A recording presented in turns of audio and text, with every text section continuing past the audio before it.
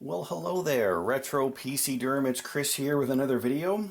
Here we have a Dell Latitude D820. D820 laptop. So this would be a Core 2 Duo machine.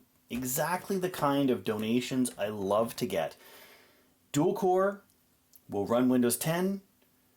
Not going to be used for much modern stuff anymore. Right? Mostly you're looking at getting into quad-core based laptops now, so it's an older business machine, but still fully capable of working, and that's exactly what the type of stuff that I try to get going on here. So we'll take a look at this machine here. We've got the top end here, nothing really on the front. Sideline, we'll take a look. We've got a PCMCA card slot, and then I think this is an express card slot down here. So it's kind of cool, actually. We've got both the old and the new technology, PCMCA and express card expansion slots. Then we've got a manual release here to turn off your Wi-Fi. We've got an infrared port, audio ports, a mini IEEE 1394 Firewire port, and a Kensington lock. Coming around to the rear here, we've got exhaust for our CPU, power connector, VGA and serial ports, a modem port on this.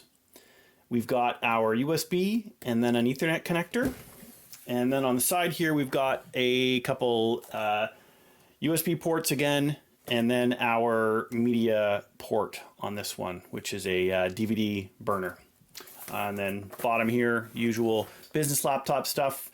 This battery is toast, so will not hold a charge anymore, but pretty good access to be able to get into your memory, hard drives, etc. When this one came in for donation, it was missing not only a hard drive, but also the plate to cover in the hard drive. I happen to have one of these covers from a different Dell laptop. It's not exactly the same, but I was able to make it fit and use a little bit of double-sided tape here, not double-sided tape, some tape that I taped on both sides to kind of make a little bit of a barrier and cover that up so we could install a new hard drive into this system as well.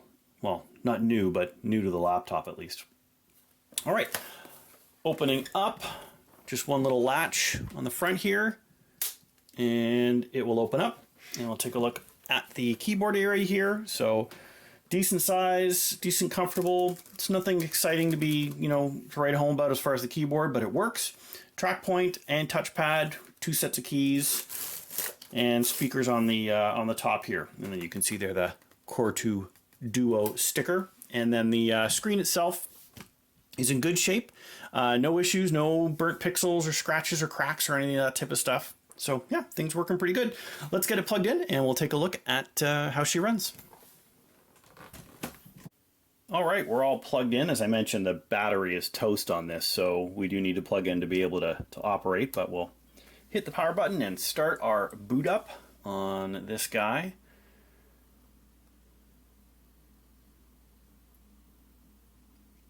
We have a 160 gigabyte SATA hard drive on this one, so it is a spinning disk, obviously. If I had a supply of free or incredibly low priced SSDs available to me, every one of these machines that I retro here would definitely be going out with an SSD instead of a spinning disk, but that is not the case. I do have a good supply of spinning disks that come from donations, and I get those all wiped clean so there's no data from previous users on them before they get moved on to their new life and new user. So desktop loaded up here. We'll take a look at hardware info, and that will give us a good view of the specs of this machine. And then I'm also going to launch our browser. For most of these machines now, I've kind of moved to just using the new, I guess we still call it the new Edge, because I mean the older version of Edge is, I don't know, is it still on here? Anyways, the Chromium version of Edge, because it's basically the same functionality that you get out of Google Chrome, so it saves me installing another application. Why not? I'm going to get the CrabRave up and running here so that we're ready to take a look at that as well. So hardware info, here we have our processor information. So it's a Core 2 Duo, as I mentioned, a T7200, and that is a 2-core, 2-threaded processor running at a maximum of 2 gigahertz. Perfectly acceptable to be able to run Windows 10. Memory-wise, I've only got 3 gig of memory installed on here based on the DIMMs I had available to run on this one. So it's got 3 gig of RAM, and then an Intel GMA 950 internal graphics, which is 256 megabytes of memory being shared. So it runs fine. It can handle the on-screen. It's not going to be used for gaming, but it's fine for using browsing and productivity and a Google Classroom and any of that type of stuff that you're going to be needing for a student to be able to connect. As far as streaming here goes, we'll take a look at the Monster Cat video. I want to throw up Stats for Nerds. And then I want to go full screen. And I apologize for, I'm a little bit wonky here. I've mentioned this many times before. On these Dell business laptops, even though they have a track point, which is what I'm used to using as a pointing device, the buttons are too close. Compared to a ThinkPad. So I'm always clicking on like the touchpad where I want to click on the buttons. It's very awkward. Okay, so we're at 480p. I'm just waiting for this to finish buffering and we'll see how good it works. I think we might have to go down to 360p. We'll see how it goes. Yeah, so we can see we're dropping, what is it, like every 10th frame or so? Yeah, it looks like every 10th frame is being dropped, or at least maybe that was just at the beginning while it was finished. No, it's still going. So 480p maybe a little, just on the edge of what's usable in terms of seamless quality. But, it is what it is. It'll do the job it needs to do.